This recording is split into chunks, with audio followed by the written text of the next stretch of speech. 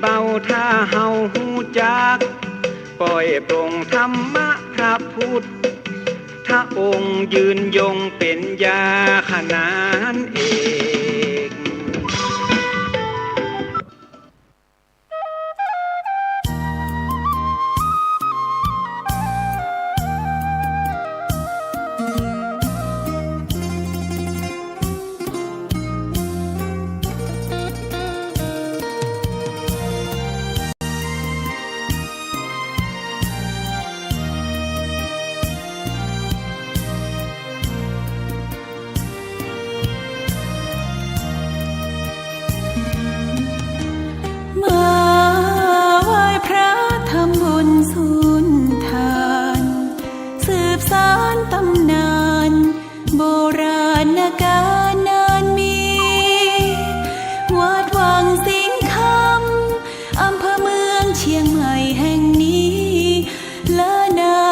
โยมน้องพี่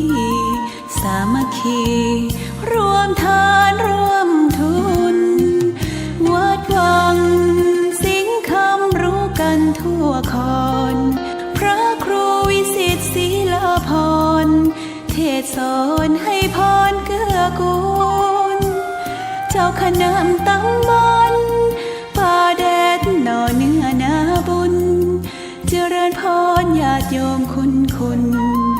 ร่วมบุญร่วมแรงศรัทธาพระเจ้าทันใจคู่วัดวังสิงคำบารมีเลิศล้ำญาติโยมเลื่อมใสบูชาครูบาเจ้าศรีวิชัยให้พรมวลมิตรสิทธาพระประจำวันเกิดเสริมดวงชะตาให้อาหารปลาหน้าวัดสุขใจเชิญร่วมบุญสงน้ำพระธาตุน้อมใจอภิวาทขอบุญสุขใจสุขกาย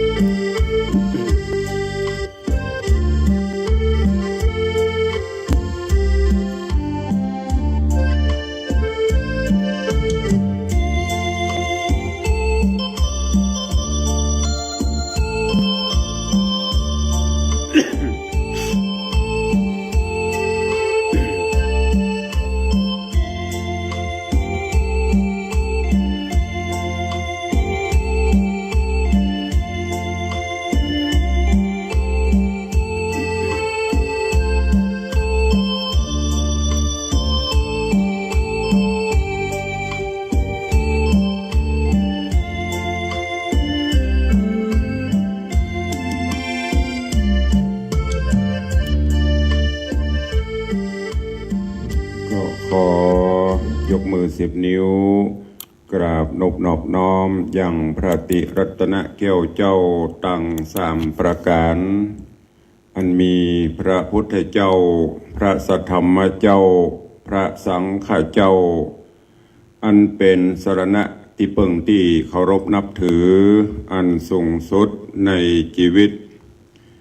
กราบคารวะแตบไตรไวยสาปารมีธรรมพระมหาเถรานุเถระเจ้าคณะพระสังฆาธิการภิกขุสงฆ์องค์เนนจุตนจุองค์โดยความเคารพขอเจริญสุขเจริญปรญาติโยมศรัทธาสาธุชนพุทธบริษัทติ่นจองห้องวัดจุหนุ่มเท่าใจยิงก็ขอน้อมต้อนรับทุกท่านเข้าสู่รายการมรดกธรรมกำเมืองและสารธรรมกำเมือง ต่างสถานีวิทยุกระจายเสียงพระพุทธศาสนาแห่งชาติและสังคมคลื่นเพื่อการศึกษาพระพุทธศาสนาและวัฒนธรรมคลื่นพระพุทธศาสนาและจริยธรรมคลื่นวิทยุสีขาวเพื่อเจ้าประชาส่งสัญญาณออกอากาศต่างคลื่นความถี่สถานีวัดไฟหินออกอากาศต่างคลื่น FM 104.50 เมกะเฮิรตซ์ต่างคลื่นสถานีวิทยุคลื่นพระพุทธศาสนาและจริยธรรมออกอากาศต่างคลื่นความถี่ FM 96.0 เมกะเฮิรตซ์และในส่วนของคลื่นวิทยุสีขาวก็มีอยู่หลายคลื่นตั้งแต่เชียงใหม่ลำพูนลำปางแพร่น่านเชียงรายพะเยาครอบคลุมหลายพื้นที่ตลอดจนวิทยุชุมชนต่างๆที่ต่างตันผู้อำนวยการได้ลิงก์สัญญาณจากแม่ข่ายนี้ออกอากาศให้ญาติโยมต่างหลายได้สดับรับฟังกันพร้อมกันนี้ยกมือ10 นิ้วกราบถวายการต้อนรับและเจริญพรต้อนรับพ่อแม่ครูบาอาจารย์พระเจ้าพระสงฆ์องค์เนรจุตนจุองค์ปอกกอบและก็ปออกไม่ออกศรัทธา FC ทุกท่านที่ได้มาติดตามรับชมรับฟังทางภาพและเสียงการไลฟ์สดต่างหน้าจอ Facebook ไลฟ์ของวัดวังสิงห์คำ Facebook ไลฟ์ของธรรมะคลื่นสีขาว Facebook ไลฟ์ของสถานีวัดไฟหินตลอดจนหน้าจอ Facebook ไลฟ์ของ FC ที่ได้เข้ามาแล้วก็ได้กดแชร์กดลิงก์กดไลค์รายการนี้ไปยังหน้าจอของเพื่อนๆของทุกท่านรายการนี้ดำเนินโดยกล่าวกับผมอัตมภาพพระครูวิสิทธิ์ศรีลาภรณ์รองเจ้าคณะอำเภอเมืองเชียงใหม่เจ้าอาวาสวัดวังสิงห์คำตำบลป่าแดดอำเภอเมืองจังหวัดเชียงใหม่หรือตุลุงในวังนำรายการนี้มาพบปะกับทุกท่านตั้งแต่เวลานี้เป็นต้นไปปากันวันนี้เป็นวันพระวันศีลเดือน6เหนือขึ้น8ค่ำหรือว่าเดือน6ออก8ค่ำละก่อนที่จะตักตายญาติธรรม FC ต่างๆนั้นขอนำทุกท่านพร้อมกันไหว้พระนบธรรมสมาทานศีลดังที่ได้ปฏิบัติกันมาทุกวันพระวันศีลก่อนเชิญทุกท่านกลั่นจิตให้ใสกลั่นใจให้สะอาดพร้อมกันเข้าเฝ้าองค์พระผู้มีพระภาคเจ้าโดยการไหว้พระนบธรรมณโอกาสบัดนี้อิมินาสการเรนะพุทธังอภิปูชยามะอิมินาสการเรนะธัมมังอภิปูชยามะอิมินาสการเรนะสังฆังอภิปูชยามะอะระหังสัมมาสัมพุทโธภควาพุทธังภควันตังอภิวาเทมิสวากขาโตภควตาธัมโมธัมมังนะมัสสามิสุปฏิปันโนภควโตสาวกสังโฆสังฆังนะมามิหันธรรมยังพุทธัสสะภควโตบุพพาคณมกาลังกะโรมะเสนะโมตัสสะภะคะวะโตอะระหะโตสัมมาสัมพุทธัสสะนะโมตัสสะภะคะวะโตอะระหะโตสัมมาสัมพุทธัสสะนะโมตัสสะภะคะวะโตอะระหะโตสัมมาสัมพุทธัสสะ อิติปิโสภะคะวาอะระหังสัมมาสัมพุทโธวิชชาจารณะสัมปันโนสุขโตโลกวิโทอนุตตโรปุริสะธรรมัสสารถิสัทธาเทวมนุสสานังพุทโธภควาติสวากขาโตภควตาธัมโมสันทิฏฐิโกอากาลิโกเอหิปัสสิโกโอปนะยิโก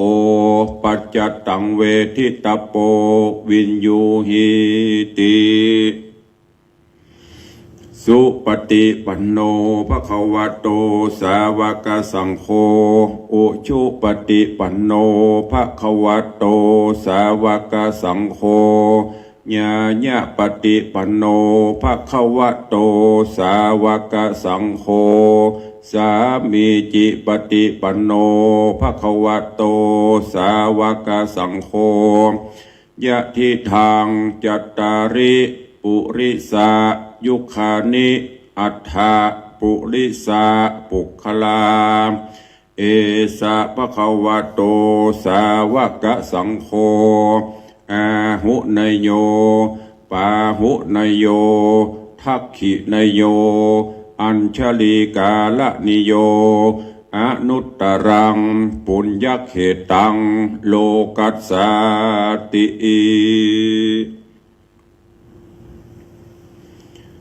ได้ไหวพระนพธรรมเข้าเฝ้าสมเด็จป่อพระผู้มีพระภาคเจ้าโอกาสวันพระวันศีลเป็นที่เรียบร้อย ตอนนี้ไปตั้งจิตตั้งใจสมาทานหับศีลอันเป็นข้อวัดปฏิบัติหลักแห่งการอยู่ร่วมกันอย่างสันติสุขแห่งมวลมนุษยชาติโดยการมีศีล5ตั้งอกตั้งใจสมาทานศีลพร้อมกันณโอกาสบัดนี้นะโมตัสสะภะคะวะโตอะระหะโตสัมมาสัมพุทธัสสะนะโม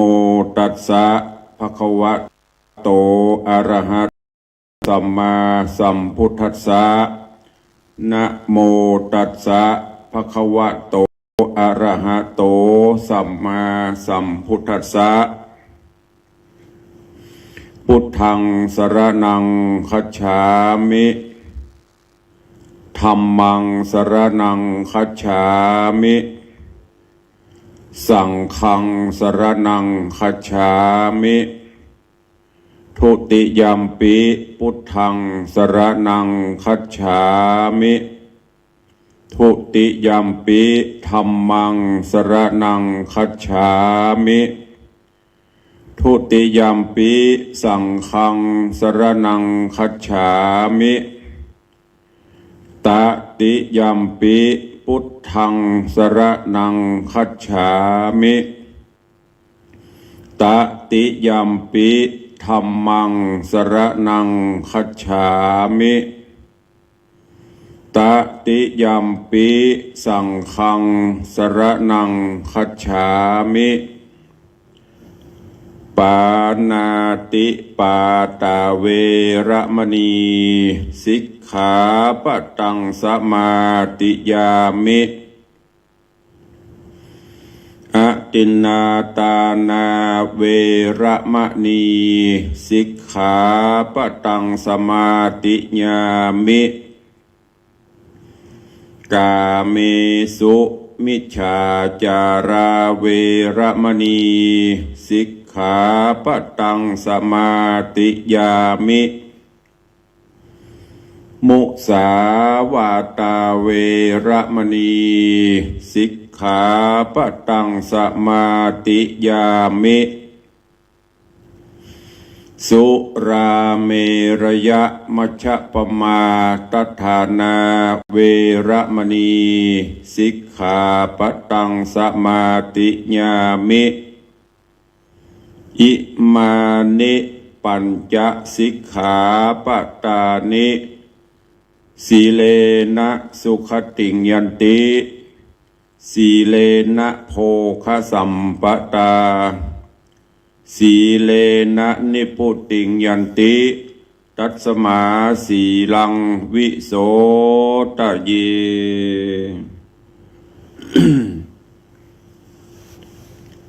ได้เข้าเฝ้าสมเด็จป่อได้ลำนึกถึงพุทธคุณธรรมคุณสังฆคุณได้สมาทานศีลขอวัดปฏิบัติเบื้องต้นและเป็นหลักที่พุทธศาสนิกชนทุกท่าน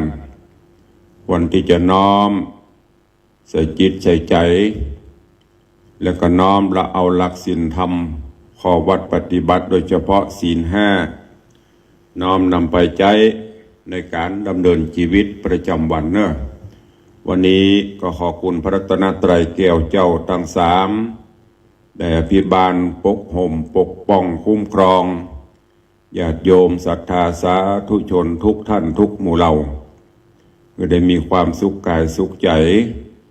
คือได้มีสุขภาพพรรณนามัยสมบูรณ์แข็งแรงขอบุญกินบุญทานที่เฮาทั้งหลายได้ร่วมกันประพฤติปฏิบัติมาจนได้เป็นพระบะปัจจัยเตรียมตุ้มคุ้มครองทุกท่านเนอะได้อยู่ดีมีสุขเกลียวกราดปลอดภัยจากอุบัติเหตุเพศภัยใดๆอย่ามากำกายละวีปรารถนาได้คือสมความมุ่งมั่นปรารถนาเหมือนกันจุตนจุองค์จุผู้จุคนเนอะ ก่อนที่จะได้อุจาฝากธรรมะขอคิดก็ขอเจริญปอนต้อนรับญาติธรรมญาติโยมศรัทธาที่กำลังเข้ามาทางหน้าจอ Facebook ไลฟ์ในเวลานี้ก็ขอเจริญปอนต้อนรับคุณโยมอย่างนี้ชิมหรือ ชิมกะไม่ละก็ภาษาอังกฤษถ้าอ่านผิดขอสุมาอภัยเนอะกำลังรับชมอยู่คุณโยมป้อสุวรรณอินใหญ่กราบสาธุครับสาธุเจริญปอนเนอะเจริญปอนต้อนรับโยมแม่สุปรณีรูมากราบใบสาธุเจ้าเจริญปอนเจริญปอนโยมเบียญชรีคำกิติสาธุเจ้าเจริญปอนเนอะเจริญปอนต้อนรับกับโยมท่านด็อกเตอร์อินสมเตปินหรือเมื่อก่อนเป็นพินานอินสม7 สีพิธาจารย์ผู้จารย์วัดมัคคณายกเจริญปอนต้อนรับโยมแก้วรอดสการเนอะโยมแก้วรอดสการเจริญปอนโยมจันเพนโยมแม่จันเพนใจคำเจริญปอนโยมพี่หมอมัทนาอัมพันธ์เจริญปอนโยมพี่สมพรรัตนังหรือโยมพี่ชิดชบาถวายการต้อนรับท่านเจ้าจตกันแล้วก็มีขอเจริญปอนต้อนรับน้องคนเดิมโยมพี่ไอ้ปฏิวัติยาสมุทรเจริญปอนต้อนรับโยมแม่ครูเหรียญทองจันทีเจริญปอนต้อนรับคุณโยมสลินทิพย์บุญเลิศแล้วก็มีหลายๆท่านกำลังเข้ามาเนอะขอน้อมต้อนรับทุกท่านเข้าสู่รายการด้วยความยินดีส่วนพี่น้องศรัทธาที่ฟังต่างสถานีวิทยุก็เดี๋ยวก่อยไปตักไปตายกันวันนี้วันพระวันศีลดังที่ตุลูกได้รณรงค์ชักชวนเชิญชวนญาติโยมพุทธศาสนิกชนเขาทั้งหลายเนอะวันนี้เชิญชวนทุกท่านได้น้อมจิตน้อมใจกันกิจกันใจฮือใสน้อมนำเอาหลักธรรมคำสอนของพระพุทธเจ้ามาประพฤติปฏิบัติเข้มกันหน่อยและโดยเฉพาะอย่างยิ่งถ้าเป็นไปได้อย่างที่ได้รณรงค์มาโดยตลอดก็คือทุกวันพระวันศีลน้อมเอิญเจิญจวนญาติโยมศรัทธาเฮาได้นุ่งขาวห่มขาวกันเนอะนุ่งขาวห่มขาวไปจะว่าจะได้กระจ่างปันเตอะอย่างที่ตุลุงได้บอกไป ว่าดีจังเตอะว่าเสอะจังเขาคะแนนตัวเฮาศีลธรรมเที่ยงมั่นไม่มีใครรู้อะไรดีเท่าตัวเราคิดดีพูดดีทำดีวันพระวันศีลกันนี้จะอู้จะจายังก็อู้แต่สิ่งที่ดีๆจะคิดอะไรยังก็คิดแต่สิ่งที่ดีๆกายวาจาใจมีหลักธรรมคุ้มครองปกป้องอยู่อย่างที่ได้อู้ไปหลายรอบว่าท่านทั้งหลายลองรับตาจินตนาการนึกถึงว่าเมืองไทยเป็นเมืองพุทธถ้าเฮานุ่งขาวห่มขาวกันโมดลูกเล็กเด็กแดงลูกหลานจนกระทั่งถึงป้าอุ้ยแม่มอนนุ่งขาวห่มขาวกันไว้หนึ่งไปที่ไหนก็ขาวเพื่อพอมันเฮ็ดเขาตอกอย่างเราไปบ้านเปิ้นเมืองเปิ้นเป็นเอกลักษณ์เฉพาะตัวของเปิ้นเอกลักษณ์เฉพาะบ้านเปิ้นเมืองเปิ้นถ้าบ้านเมืองไทยเราประพฤติปฏิบัติเช่นนั้นสิ่งต่างๆที่มันดีที่มันสิ่งต่างๆก็จะดีจะมีประโยชน์จะนักอยู่ถึงแม้นพระจะว่าจะได้ก็จังประเตอะบางห้องไปว่าขาวซาลาเปาก็ยังดีได้กินอยู่แต่ว่ายังก็ปล่อยพ้นว่าไปคะแนนจิตใจเราเตี่ยงมั่นในหลักศีลหลักธรรมประพฤติปฏิบัติไปนี่ก็ฝากไว้แล้วก็เชิญชวนญาติโยมศรัทธาเขาเนอะไม่ต้องอายบางพ่อโอ้ชุดขาวมันขี้เปื้อนตุลงผ้าเปื้อนซักได้ไปเดี๋ยวซ้ำยิ่งสบาย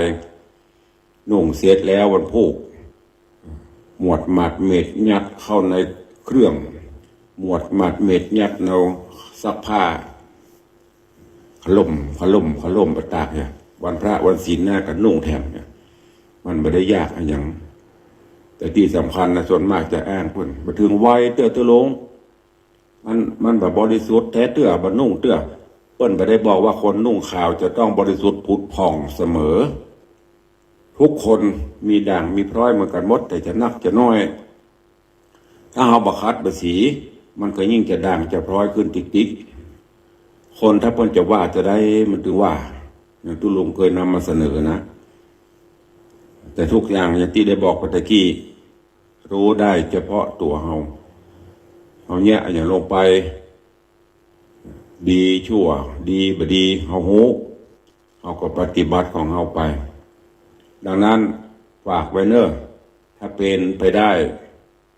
มันบ่ขัดใจนักลำไปก็ขอเชิญชวนรณรงค์ทุกท่านทุกวันพระวันศีลตัวแต่อย่างหนึ่งก็คือวันพระวันศีลเราเป็นชาวพุทธะแปลว่าผู้รู้ผู้ตื่นผู้เบิกบานหูธรรมะต่างๆตื่นจากการลับไหลในสิ่งยั่วยุในกิเลสอาสวะในอบายมุขต่างๆตื่นขึ้นมาเราหูตัวเราเสมอก็จะทำให้ตัวเรามีความสุขกายกับใจถ้าใจมีความสุขกายก็จะมีความสุขตรงกันข้ามถ้าใจขุ่นมัวใจขุ่นข้องกายก็จะได้รับผลกระทบไปตัวเองกระทบจะได้ยังสังเกตพอทุกท่านที่อาจจะเคยประสบมาถ้ามันบ่ม่วนใจบ่สบายใจกินก็บ่ได้นอนก็บ่หลับสุดท้ายก็กระทบมาถึงร่างกายกินบ่ได้นอนบ่ได้ร่างกายกระสูบผอมโรคภัยไข้เจ็บก็เข้าจู่โจมสุดท้ายก็ต้องจากไปตรงกันข้ามถ้าจิตใจเฮามีศีลมีธรรมรู้จักแยกแยะผิดชอบชั่วดีบ่ปล่อยให้กิเลสตัณหาเข้ามาพอกพูนบ่ปล่อยให้กิเลสตัณหาเข้ามาครอบงำนักเกินไปก็คือโลภะโทสะโมหะความโลภโกรธความหลงเข้ามากุ้มรุมผสมในจิตใจนักลำไปอยู่ที่ในเงาซกตกเป็นกำกึดสะปะสะปันนะจะปันได้ปิกบ้านเก่าอันนี้ก็ฝากไว้กับญาติโยมทั้งหลายเนอะสิ่งไหนที่เราทำลงไปแล้วเดือดร้อนตัวเก่า นำความเสื่อมเสียมาสู่ชื่อเสียงเดือดร้อนสังคมไผบ่ฮู้แต่เฮาฮู้และบางทางบางเตื้อก็ทางที่ฮู้ก็ทำไปสุดท้ายไผช่วยเฮาได้เฮาก็ต้องชดใช้สิ่งที่ทำลงไปนั่นเพราะนั้นฝากไว้กับปออกไม่ออกศรัทธานาบุญเฮาเจ้าข้าทั้งหลายเด้อก้อยๆคัดเกลาไปไม่ใช่ว่านั่งปบฟังปั๊บจะคือมันบรรลุอรหันตามันก็เปลี่ยนไปไม่ได้แม้แต่องค์พระภูมิพระภาคเจ้าพระองค์ท่านยังก้อยๆคัดเกลากิเลสตัณหาของคนที่เพิ่นจะไปโพธนะพระองค์ท่านจะส่องในญาณหูในญาณคนนี้จะเอาหลักธรรมอย่างมาใจคนนี้จะเอาอย่างไปบอกไปกล่าวมันบ่ใช่เหมือนกันจริตคนเฮาจะคือเหมือนใจเฮาหมดก็เปลี่ยนไปบ่ได้เฮาจะไปตัวใจเพิ่นกูอย่างก็เปลี่ยนไปบ่ได้เพิ่นเฮาว่าจริตราคะของภัยของมันแต่ที่แน่ๆก็คือถ้าเฮามีธรรมะหลักธรรมะนี่เหมือนกันหมดโดยเฉพาะอย่างศีล5ข้อเนี่ยไม่ใช่ว่านี้ศีลเศรษฐีไม่ใช่ว่านี้ศีลยาจกศีล5ข้อมันว่าจะเป็นเศรษฐีว่าจะเป็นยาจกว่าจะเป็นไผสามารถน้อมนำไปคิดพิจารณาเอาไปใจแล้วตึกตรองคิดระหว่างก่อนที่จะปฏิบัติเขาอาจจะสัมบะเลเทเมาอย่างต่างๆแต่พอปฏิบัติเข้าไปสิ่งดีๆมันจะเกิดขึ้นอย่างที่ญาติโยมศรัทธาติมาติวัดจะมาสนทนาธรรมตุลุงก็จะถามอย่างที่เคยเตะทำมาฟังที่ว่านอนห่มผ้าถ่ายหรือว่าสุมาตะขี้ล้างก้นก่อนต้องเตะถามละอ่อนหรือว่าถามเยาวชนที่มาทำบุญลูกหลานเหยปีบ่อ้ายเหยนอนเมื่อคืนน้องนอนเมื่อคืนห่มผ้ากันก็ลูกละอ่อนก็จะบอกห่มครับจะก็เปิดห่มสบายบางพ่อกันหนามา2 ผืนก่อนพัดตัวพนวมขนแกะก่อนแล้วเข้าห้องน้ำห้องท่าเนาะล้างก่อนล้างกับตะลุงว่าไปเลยไปล้างก็ได้ใหญ่ก็เลยบอกว่านี่คือข้อคิดปริศนาธรรมจริงๆแล้วไม่ได้มาถึงห่มผ้านั่นห่มผ้าในที่นี้ก็คือก่อนจะรับจะนอนก่อนจะทอดกายร่างกายที่ที่ทำการทำงานตรักตรำเหน็ดเหนื่อยมามีอย่างที่จะรักษาความหายเหน็ดเหนื่อยได้นอกจากธรรมะก่อนจะนอนก็ไหว้พระสวดมนต์ไหว้พระนบธรรมถ้ามีเวลาก็ฝึกจิตฝึกใจพอใจตัวเก่าด้วยการทำสมาธิใหม่ๆก็เอาสักเล็กน้อยเริ่มใหม่มันบ่เคยตัวก็ค่อยๆทำไปวันละเล็กวันละน้อยคัดเกลาฝึกไปเมินไปมันจะมีสิ่งดีๆแล้วก็ลองคิดพิจารณาดูว่าจากเมื่อก่อนจะนอนก็นอนบ่ไหว้พระสวดมนต์บ่นึกถึงคุณพ่อคุณแม่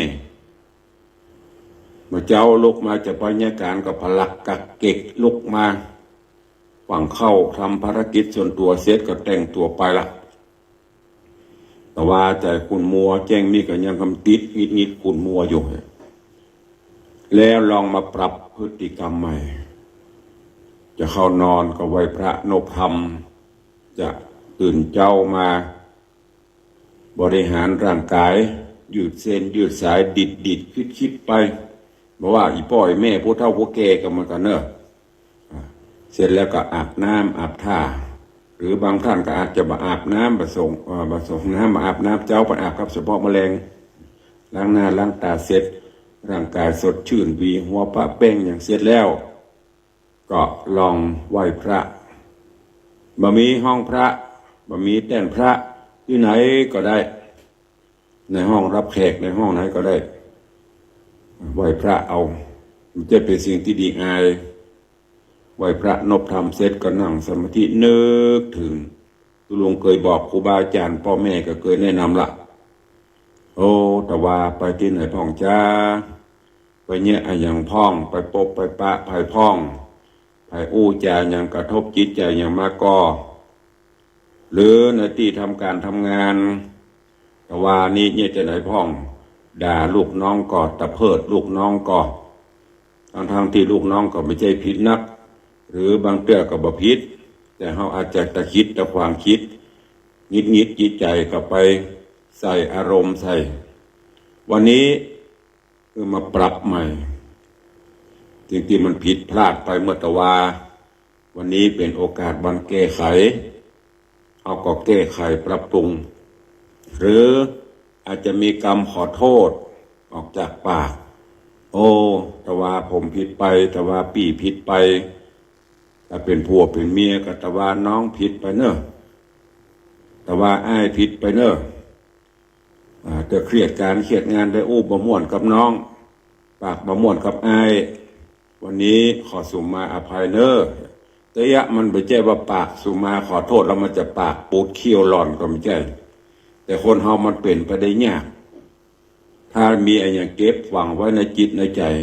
หันแน่เปิ้นก็บ่โทษมันจำคืนกว่าเก่าอีกนะโดยรวมจะเป็นเช่นนั้นแต่ผู้ที่มีธรรมะรู้จักฮืออภัยนั้นเพิ่นจะมีคิดไปจากนี้ตลอดจนในการประกอบการงานมันเปลี่ยนจะได้พ่อง ก่อนที่เขาจะไปทำวันนี้ลองเอามาคิดพิจารณาพอปรับปรุงแล้วสิ่งดีๆมันจะเกิดขึ้นตรงกันข้ามบ่เกิดแบบนี้เพราะว่าขาดการวางแผน อย่างก็ตามถ้าเราวางแผนงานดีๆแล้วงานนั้นมีสิทธิ์ที่จะลุกงานนั้นมีสิทธิ์ที่จะล่มได้แต่ถ้าวางแผนไปตามสเต็ปตามแผนมันก็จะบรรลุตามวัตถุประสงค์ตามความตั้งใจของเราธรรมะมันได้อยู่ไกลเนอะญาติโยมทั้งหลายธรรมะก็คือธรรมชาติถ้าเรารู้จักใจมันก็จะมีประโยชน์อย่างที่บอกไปตะกี้เช่นเดียวกันรู้จักกระเทาะรู้จักเคาะเอากิเลสออกเสียพ่องความโลภความโกรธความหลงตัณหาราคะตาหันก็เกิดตัณหา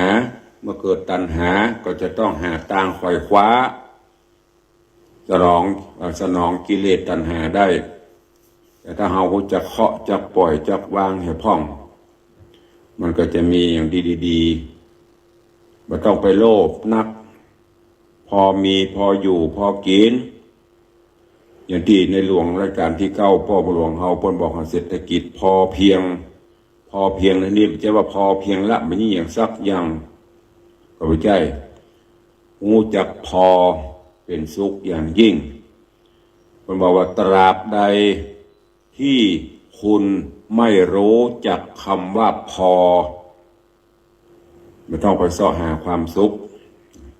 มีแล้วใครมียิ่งขึ้นไปไขว่คว้าหาบอกว่าจะทุจริตบทุจริตจะดีบดีโมโหเอากิเลสเข้ามาพอกพูนเป็นดินปอกหางหมูนักขึ้นก็แก้บตก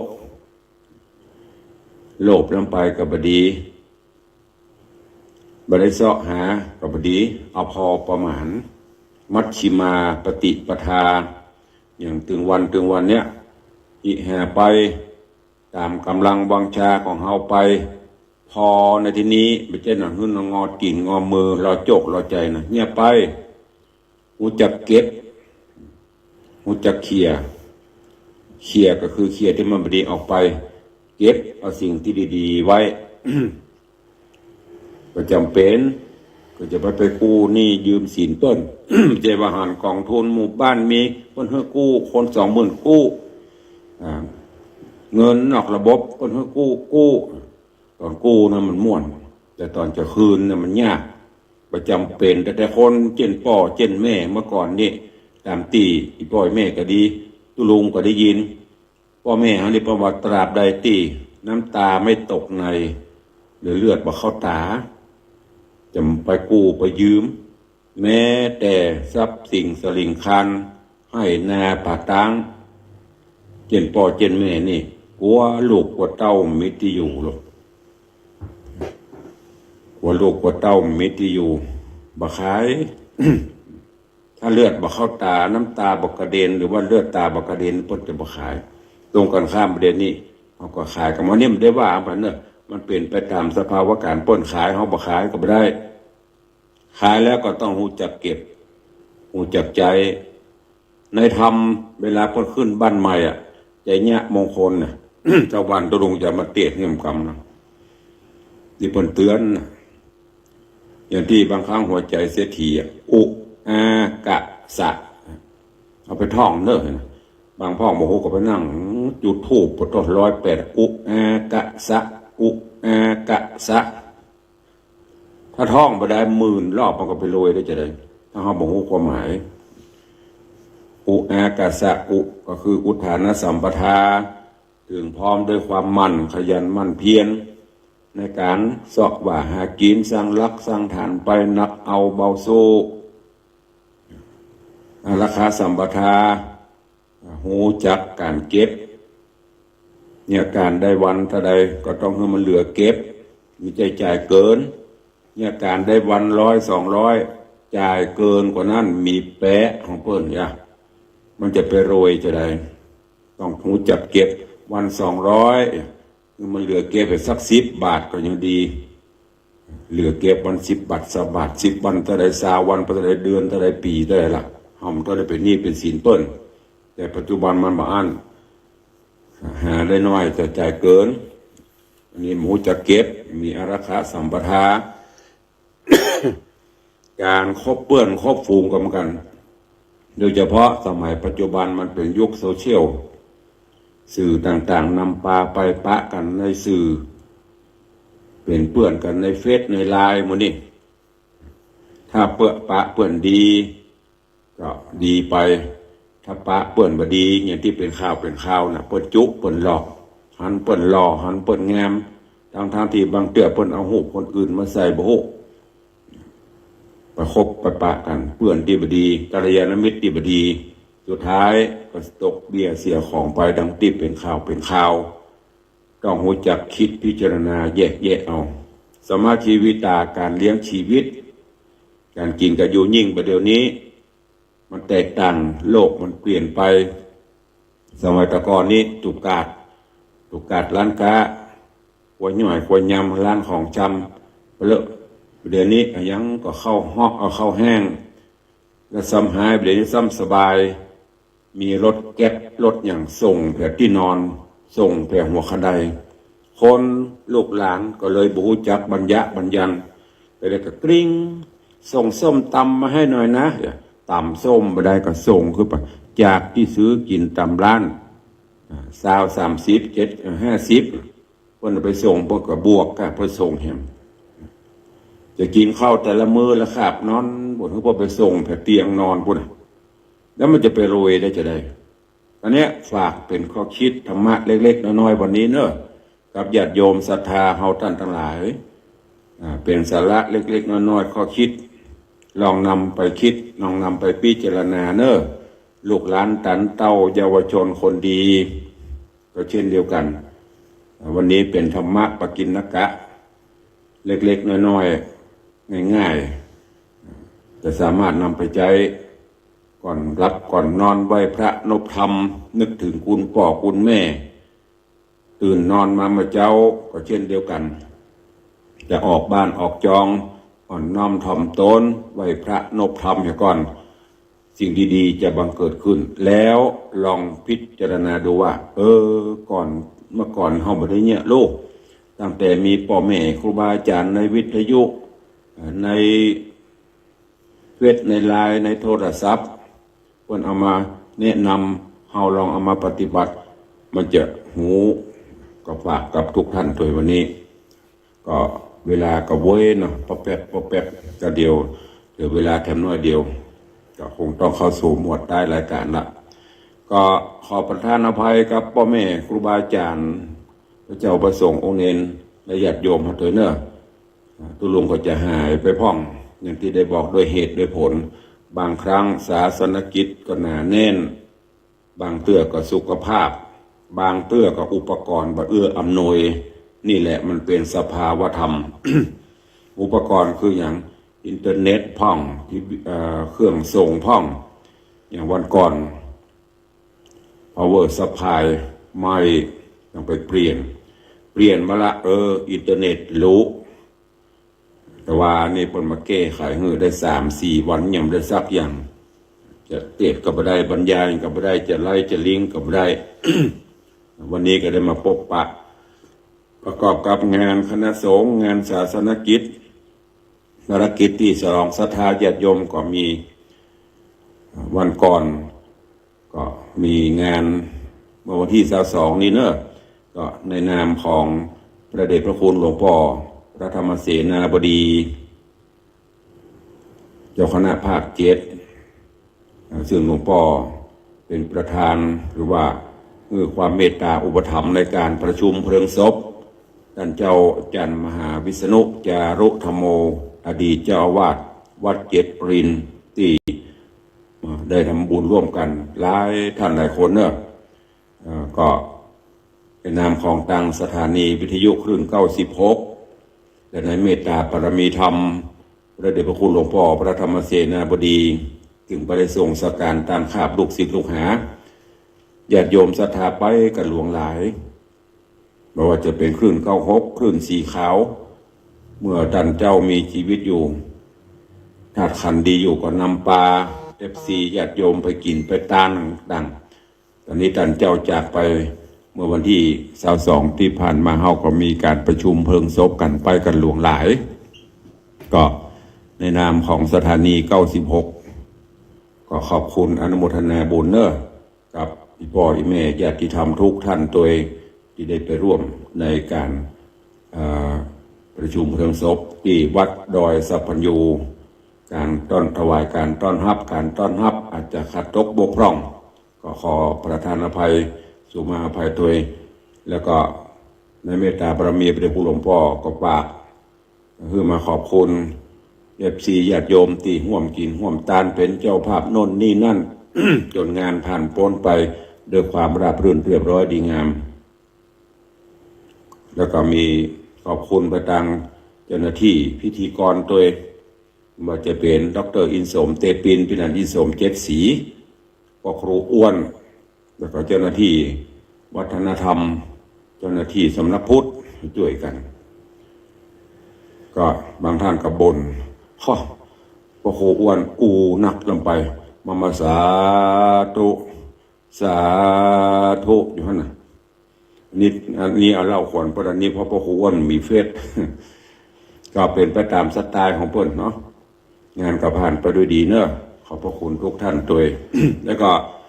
ที่วัดบ้านเด่นท่านครูบาเจ้าเทืองนะทะสีโลตนบุญตนเมตตาก็มีศรัทธาญาติโยมไปร่วมบุญงานอายุวัฒนมงคล62 ปีกันอย่างหลวงหลายตัววันนั้นตัวเจ้าก็โหกงานไปวัดบ้านเด่นเสร็จก็อีกเข้าวัดพักสกรรม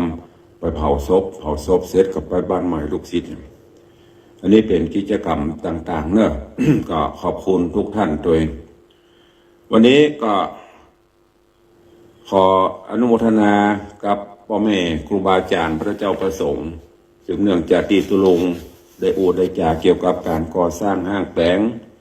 เสนาสนะถาวรวัตถุของวัดวังสิงห์ค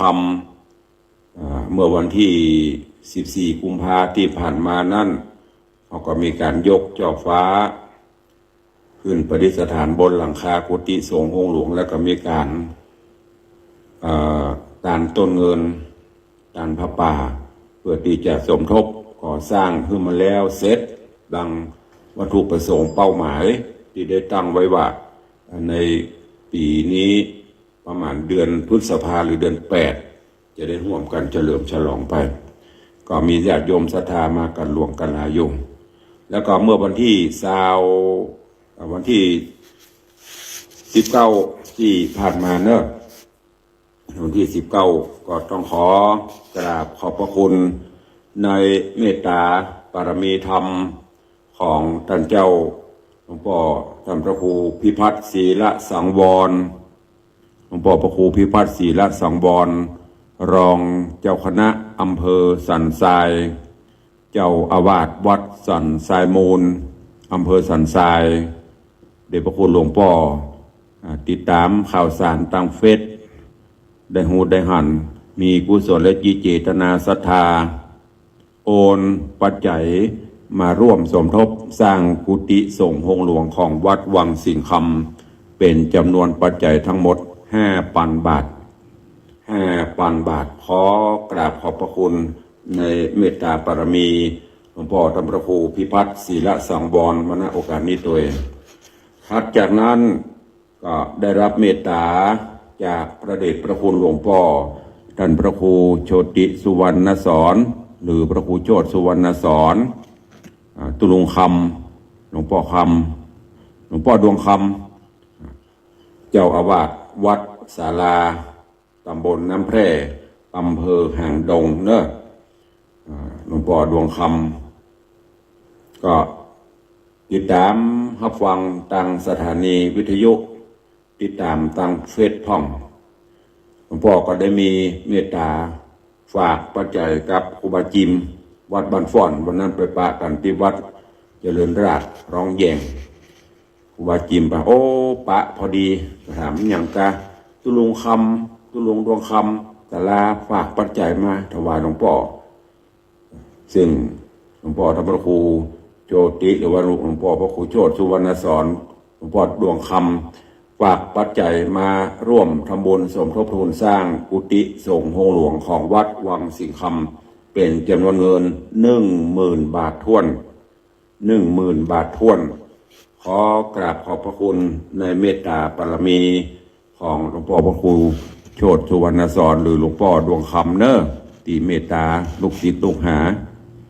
ได้ร่วมโมทนาบุญสมทบสร้างกุฏิสงฆ์โฮงหลวงของวัดวังสิงห์คำณโอกาสนี้ตัววันเจ้าแต่นั้นวันที่22 กุมภาพันธ์ที่ผ่านมาอันเป็นวันครบรอบอายุวัฒนมงคลวันเกิดของท่านพระครูบาเจ้าเทืองนาทสีโล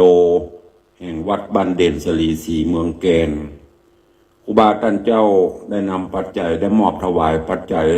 สมทบทุนสร้างกุฏิสงฆ์โฮงหลวงของวัดวังสิงห์คำแห่มเป็นจำนวนปัจจัยทั้งหมด 100,000 บาทถ้วน 100,000 บาทถ้วนก็ต้องขอกราบขอบพระคุณในเมตตาปรมีผ่านทางรายการนี้เนอะเพื่อลูกศิษย์ลูกหาครูบาอาจารย์ท่านเจ้าเพิ่นฟังก็จะได้ประนำเรียนให้ทางท่านครูบาซึ่งข่าวก่อนท่านครูบาก็ได้ถวายมา 100,000 คราวนี้ก็ถวายทำ 100,000 ทางวัดก็ได้เอาไปเป็น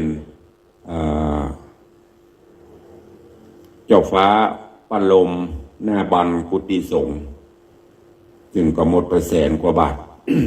ก็นำเรียนถวายครูบาเพิ่นก็เพิ่นว่าก็ถ้าจะวิทย์ซะหน่อยครูบาก็เลยบอกอันวันเกิดเพิ่นจะสมทบ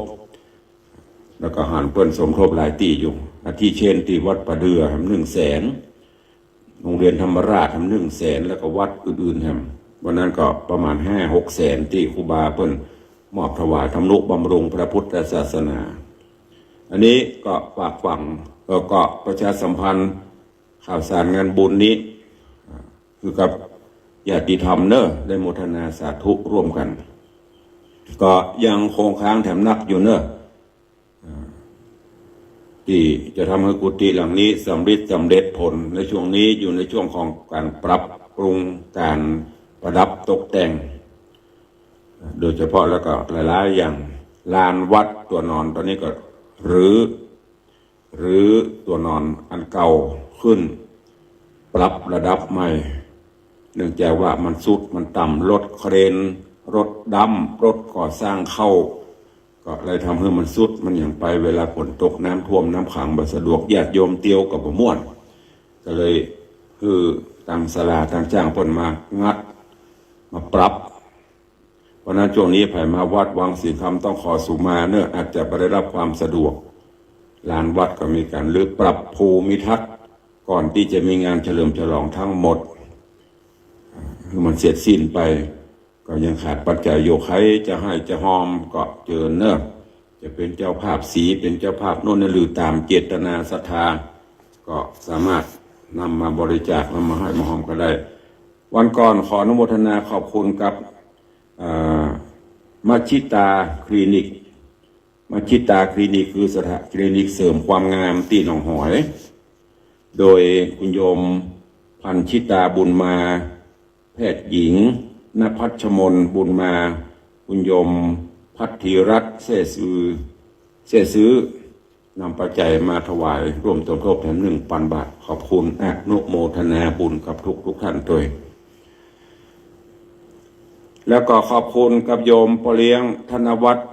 โยมแม่เลี้ยงทัตพิชาสุสิงคำเนออุบาสกอุบาสิกาซึ่งก็อย่างที่ตุลุงแจ้งไปคราวก่อนพ่อเลี้ยงได้มีกุศลเจตนาเป็นเจ้าภาพในการจัดสร้างรูปเหมือนหุ่นขี้ผึ้งของตุลุง